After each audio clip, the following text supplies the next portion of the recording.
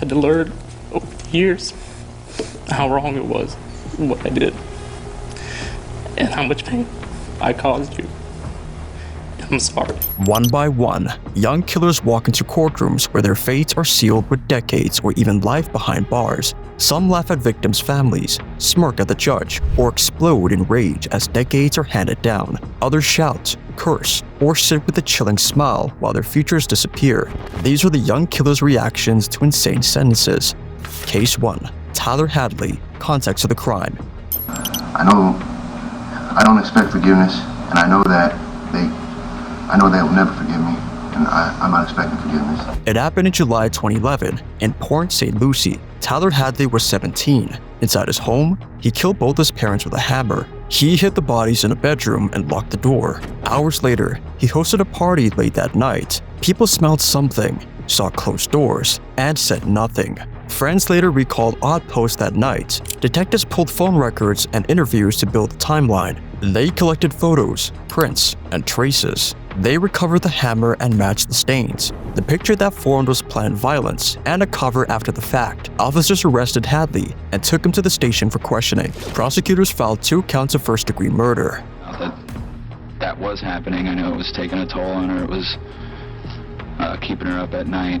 They laid out a sequence of steps before and after the killings that showed purpose, not panic. The case moved forward to a plea and sentencing hearing. The gallery was filled with relatives, classmates, and neighbors who could not understand how a teenager invited people over with his parents dead in the house. Courtroom reaction. Impact statements came first. Family and friends spoke about birthdays, texts that now read like farewells, and a home that will never feel safe again. Some people cried, others stared down at their hands and shook. When the camera turned to the defense table, Hadley kept a flat face. He barely looked up. He did not react as the party details were read. The judge addressed him directly. The court spoke about planning, concealment. That as to both counts 1 and 2, the defendant be sentenced to life without the possibility of parole. And the decision to bring strangers into the crime scene. The judge said those after actions made the violence colder. He noted the age, but said the harm and the choices demanded a sentence that protected the public. Sentence and aftermath. In 2014, at about age 20, Hadley was sentenced to life without the possibility of parole. The judge explained the law, the aggravating facts, and why the term would not leave room for early release. Deputies moved in. The clerk read the paperwork. The gallery stayed quiet while the family held each other. He is done.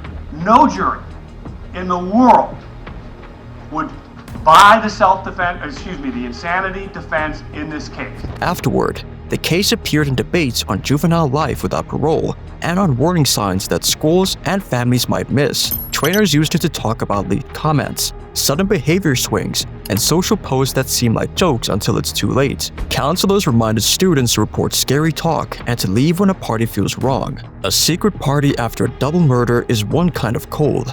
Next, a school bathroom where a classmate never walked out, and a teen who barely blinks when life is put back on him. Case 2. Michael Hernandez, context of the crime. And I'm sorry for what I did to him. And it hurts me how sensitive it was because he was always such a good friend to me. It happened in February 2004. Michael Hernandez was 14 at Southwood Middle School in Miami.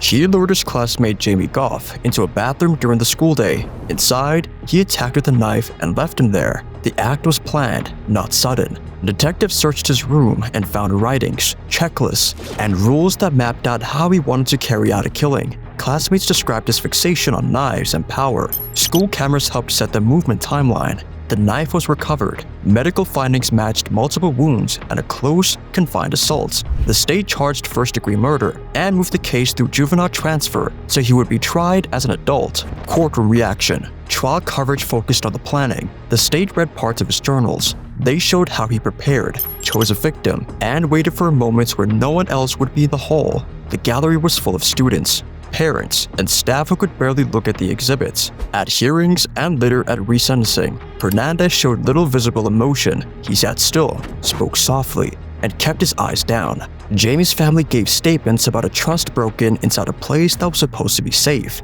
Patient guy, and I thought that there was going to be justice, so It is what it is. A parent talked about packing a lunch that was never eaten. A friend said the empty desk stayed in the classroom for weeks because no one could stand to see it moved. Teachers spoke about new locks and new rules that changed the feel of the campus. The judge said the evidence proved premeditation, not panic. I had to ask myself, how is someone not sickened by a song about cutting someone's throat and watching them die? He spoke about the pattern in the writings and the calm way the plan was carried out. He called the attack predatory and said the victim was a child in a building that should protect children. The court thanked the jurors and the school community, and then turned to the sentence and aftermath. Years later, after U.S. Supreme Court's rulings on juvenile life terms, the case returned for resentencing in 2016. Hernandez was about 26. The judge heard of fresh arguments, reviewed the record, and reimposed life. He explained the juvenile framework and said the facts still justified the longest term allowed by law.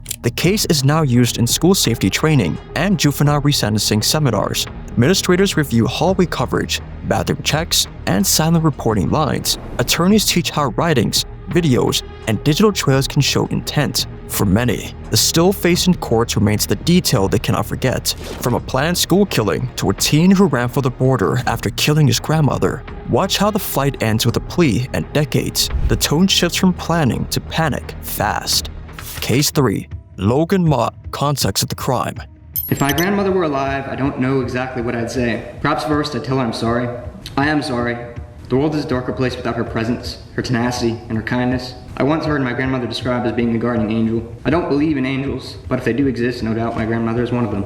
November 2017, in Neptune Beach, Logan Mott, 15, lived with his mother and often stayed with his grandmother. I don't know why I did this. I don't have an explanation or an excuse.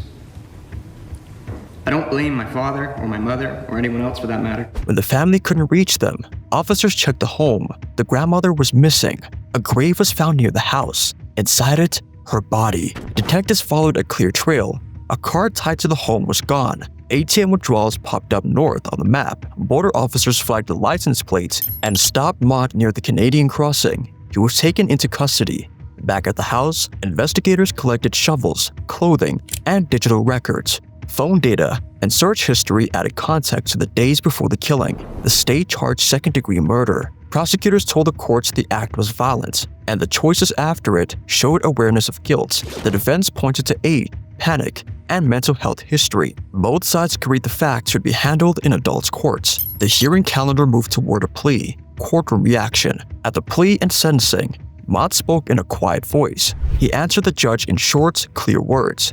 He did not turn to the gallery. Family members brought photos to the podium. They talked about rides to school, shared meals, and small habits that feel like gifts. I knew she had faced adversity in her life, and the fact that she did so and kept her ability to see the good in the world always amazed me, even through my own deep disappointment and cynicism towards everything. One relative said the house smells different without her perfumes. Another said holidays would always have an empty seat. The prosecutor played brief clips from surveillance and showed the route north. He said running proved knowledge of the harm done. Defense counsel asked the court to weigh youth and to accept the responsibility shown by the plea. The judge listened to both sides and asked narrow questions about the timeline. He spoke about choices, flight, and the duty to protect the public. Sentence and aftermath. Judgment came in 2019. When Mott was about 17, the court imposed 45 years in state prison. The judge explained why the number fit the facts, the plea, and Florida law. He told the room the years would mark the life lost, the efforts to hide it, and the chase that followed. After sentencing, the case appeared in talks about teen flight risk and plea design. And I need to follow along as well with what you're saying, so just read it and I see the case. And we'll test out our microphone, make sure we can hear you by having you state your full name for the record and spell your first and last name. Trainers told new officers how to coordinate alerts across states and borders. Public defenders used the file to show families how quickly juvenile cases can transfer and how a plea can cap exposure. In Neptune Beach, neighbors checked on seniors, added lights, and started watch lists. One victim in a long run north. Now see a sleepover that turned into a stabbing spree, and the life term that followed. Case 4. Corey Johnson, context of the crime. I cannot even begin to imagine the pain of Devon's family. I wish I could take it back. I wish I could do something to make this right, but I know that nothing can do that. March 2018, in Palm Beach Gardens, Corey Johnson was 17. A friend's birthday sleepover brought 3 boys under one roof. Before dawn, Johnson took a kitchen knife. One boy, age 13, died from stab wounds. 2 others were stabbed and lived. Prior reports had flagged violent talk, threats, and dark posts. Sorry to Giovanni for unjustly taking his life away from him and his family for no reason when he was so young and had so much potential, especially when he was never anything but nice and generous toward me and everyone else I saw him interact with. School staff and police had warned about the risk. The family had asked for help. Those red flags shaped how investigators read the scene and timeline. Detectives mapped each room, traced the blood path, and recovered the knife and clothing.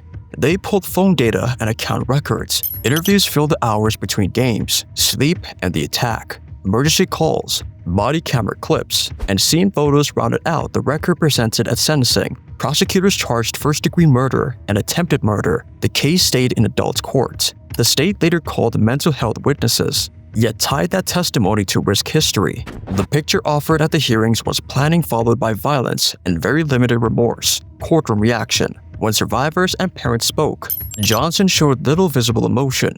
A mother held a photo and described a cake that was never cut. A father said the door sounds at night still make him think his child is home. The survivors stood with scars and shaking voices. Birthdays now feel like warnings rather than candles, they said. No one raised a voice. The weight came from details no one could unhear. The judge addressed public safety and repeated risk signals. He reviewed earlier warnings and said the law expects action when signs reappear.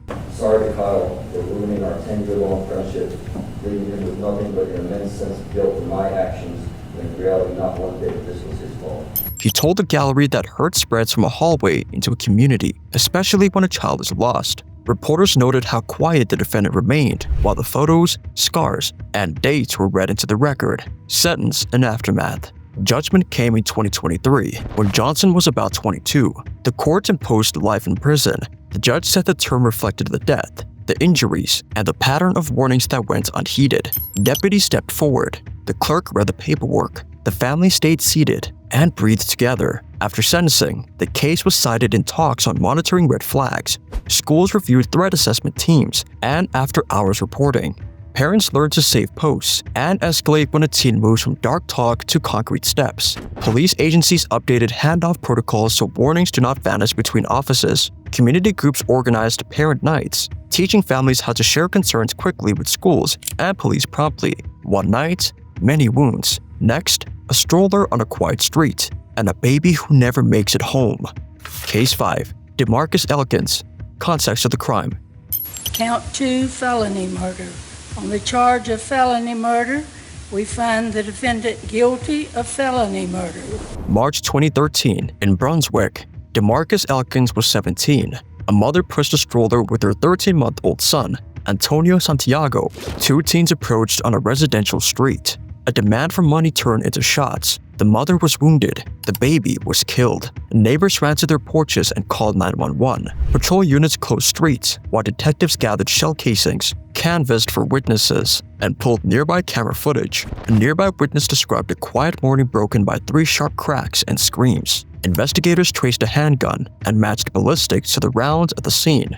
Co-actors were located and questioned. Phone activity and movements linked the teens before and after the shooting. The district attorney filed murder, aggravated assaults, attempted robbery, and related counts. Community grief was immediate and wide. Vigils lit up sidewalks. The stroller became the symbol carried by mourners and shown in news segments across the state. Courtroom reaction. During the trial, the baby's photo sat on the prosecutor's table. The mother told the jury about the sidewalk, the demand, and the flashes. No, I didn't take my eyes off of him.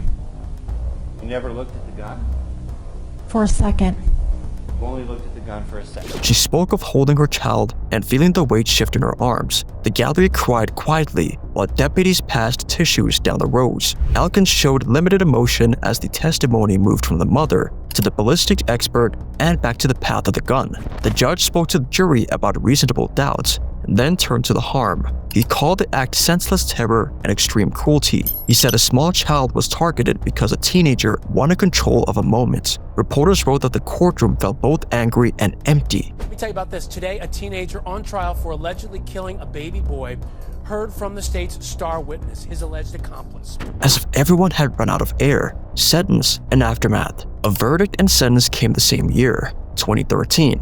Elkins, still 17, received life without parole plus extra years for the other counts. The judge said the community deserved safety on its own sidewalks, and a stroller should never be a crime scene. Deputies led Elkins out while the mother sat with relatives, eyes closed, one hand on the stroller photo. The case is used to teach accomplice liability and juvenile life without parole. New detectives study how fast canvases capture key statements. Youth workers talk with teens about guns, group pressure, and paths that end with a sentence that has no end date. The streets where it happened added more porch lights and a small marker where people leave toys and notes. A baby lost in seconds. Now moved to Idaho, where two teens filmed plans like a horror script, and a court played those clips back.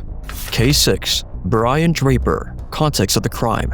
Brian Draper, who were 16 years old when they planned and killed a classmate in 2006. September 2006. In Pocatello, Brian Draper was 16. He and a classmate, Cassie Stoddard, were at a friend's home days before the killing. Later, prosecutors said Draper and his friend mapped out a plan to return when Cassie would be house-sitting alone. Investigators found home videos where the teen spoke about killing. They wore dark clothes, listed steps, and treated it like a project. On the night of the attack, Cassie was alone downstairs. She was stabbed many times. The house showed no real sign of forced entry. No valuables were missing there. Detectives collected knives, clothing, and footprints that matched a shoe. They pulled the planning clips from a camera and recovered cut proof from a store visit. Phone records and timelines put Draper with the co-defendants before and after the crime. When police asked questions, early stories did not fit the clock. Alibis shifted, then fell apart. The state charged first-degree murder and conspiracy. The theme was premeditation and thrill-seeking, not chaos. Courtroom reaction. In the courtroom, the planning videos did most of the work. What this now means is that Brian Draper could come back to Pocatello and be tried again on the conspiracy charge. Jurors watched the teens talk about the night like a scene they wanted to film. Family members covered their faces when the clips played. People in Pocatello said they started locking doors again. Even in the day, the fear felt new for a small city that thought it knew its kids. Draper sat at the table and showed a little sign of remorse. He looked forward and spoke to his lawyer in short whispers. When Cassie's family gave impact statements, they talked about birthdays, quiet mornings, and a seat that stays empty at dinner. A teacher said the class left an empty chair in the room for a week, and no one wanted to sit there. The judge spoke about the cold plan, the notes, and the hunts for a thrill. He told the court the crime was not a moment, it was a string of choices. Sentence and aftermath. Judgment came in 2011 when Draper was about 21. The sentence was life without parole on the murder count, plus time for conspiracy. The judge said the videos and notes proved intense before the first step into the house.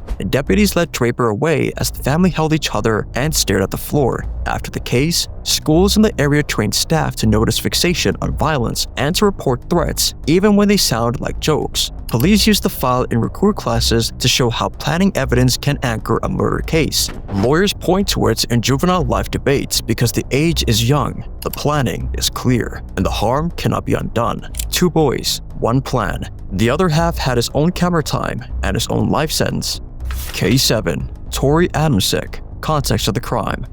I know exactly what I would do with my life, but being in here, that's all I have is just these. The same month and city, September 2006, in Pocatello, Tori Adamczyk was 16. He and Draper filmed themselves speaking about a plan, wrote ideas in journals, and sketched out how to scare and isolate the victim. The victim was still Cassie Stoddard. The state said Adamczyk joined in the plan, wore the same dark clothes, and brought a knife. The house was known to them. The lights were flipped. Doors were tried. Fear was built on purpose. Evidence against Adamczyk matched Draper's in shape. The camera held more than 1 clip. A store sold knives with features later noted by examiners. A timeline of calls and movements put the pair together before and after the killing. When first asked, Adamczyk tried to shift blame. then changed the story. The state again filed first-degree murder and conspiracy, arguing shared intents from the first idea to the last step out of the door. The now 25-year-old revisited the night of Cassie Jo Stoddard's murder, how it happened, and what led to Stoddard being stabbed 29 times. Courtroom reaction. At trial and sentencing, Adamczyk kept a controlled tone. He answered the judge softly and did not show much on his face. The same planning videos, now with both teens, were played again. The gallery heard the same phrases and watched the same grins. Cassie's family spoke, echoing the grief they had already poured out. The prosecutor called the case a calculated killing, acted out for a thrill. The defense asked the court to consider age and influence. The judge said age cannot erase planning. He called it a joint hunt for harm, sentence, and aftermath. In 2011, Adamczyk, about 21, received life without parole on the murder count and time on the conspiracy count. The court said the parallel evidence showed joint planning and joint action. Appeals later centered on juvenile life terms and on how much of the videos and journals the jury could hear. The outcome held. The sentence stayed. Afterward, the case was paired with Draper's in classes on evidence and intent. Teachers, parents, and officers in Pocatello met to talk about hard topics with teens. Counselors taught students to speak up when friends crossed into talk about real harm. The home where Cassie died became a reminder that the worst plans can come from people you thought you knew. From fake horror to real horror. Now, a 15-year-old who wrote about killing, dug graves, and walked a child into the woods. Case 8. Alyssa Bustamante. Context of the crime. Another option, then there would have been no reason to have accepted that offer. October 2009. In rural Missouri, Alyssa Bustamante was 15. After days of planning written in a diary, she led 9-year-old Elizabeth Alton from a neighbor's yard toward a wooded area. Investigators later found 2 shallow graves pre-dug behind the family homes. One had been prepared days earlier. The girl never came back. Deputies searched the area with dogs and volunteers throughout the night. A school friend pointed detectives to entries where Bustamante wrote about wanting to know what it felt like to kill. Interviews and phone polls fixed the timeline between school, home, and the path to the woods. Scratches on the defendant's arms were photographed. Tools with sole traces were seized. The trail led to the burial sites where Elizabeth was recovered. The prosecutor charged first-degree murder and armed criminal action. As the case moved, both sides discussed risk and the damage to a small town. Ultimately, Bustamante pleaded to second-degree murder and armed criminal action, a deal that kept the case out of trial but left years on the table. Courtroom reaction. At sentencing, the courtroom was full of family. Basically, the main reason for accepting the offer was to avoid the absolute certainty of life without parole. There was classmates and the press. Bustamante looked down often, spoke softly, and said she was sorry. The child's mother described bedtime stories that stopped in the middle and a pink backpack that still sits by a door. A cousin said the bus route passes the woods and makes her sick each morning. The room stayed quiet except for short sobs. The judge spoke about planning and youth. He weighed the dowry, the pre-dug graves, and the choice to lure a child. He also noted age, mental health treatments, and the plea that spared the family a trial. He said the law must mark both the cruelty and the years still ahead of the defendants. Reporters wrote that the apology was the first clear motion many had seen. Sentence and aftermath. Judgment came in 2012 when Bustamante was about 18. The sentence was life with parole eligibility after 35 years, plus time on the weapons count. The court explained that parole review would be far in the future, and nothing about the term promised release. Deputies led her away while the family held each other in the front row. The case is now a fixture in Missouri talks about juvenile sentencing, mental health screening, and how small warning signs add up. Schools in the area trained staff on private reporting lines. Counselors told parents to track journals and online posts and to call when writing turns to plans. A diary and a plea in a small town. Now to New Jersey, where a teen ended 4 lives on New Year's Eve and stood silent as the court added a century on top. Case 9. Scott Collegy. Context of the crime. Scott was born with a mental illness, and it was born into his brain, not because he chose for it to be born into his brain.